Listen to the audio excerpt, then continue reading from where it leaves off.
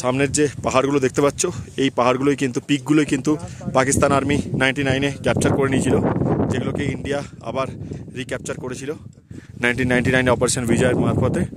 এই যে দেখতে পাচ্ছ টোলোলিং 0.5140 পর এটা হচ্ছে ব্ল্যাক টুথ। এই প্রত্যেকটা পাহাড়ের আলাদা আলাদা নাম আছে, সেটা আমরা এখানে দেখলাম। আর প্রত্যেকটা পাহাড়, এই পাহাড়গুলোর মধ্যেই কিন্তু পাকিস্তান আর্মি এসে বসে গেছিলো।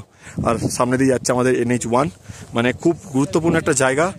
খুব গুরুত্বপূর্ণ একটা জায়গাকে এরা পাকিস্তান ক্যাপচার করে নিয়েছিল, যেটাকে রিক্যাপচার করা ছাড়া কোনো উপায় ছিল না। তো ইন্ডিয়ান আর্মি সেটা করেছিল, কিন্তু সেই করতে গিয়ে আমাদের বহু সেনা জওয়ান তারা শহীদ হন। তো এইসব জায়গায় এলে সত্যি মন খুব ভারী হয়ে যায়।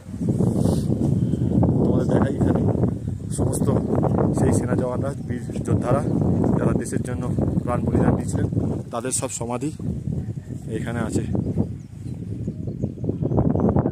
তাদের সমস্ত সমাধি এইখানেই আছে।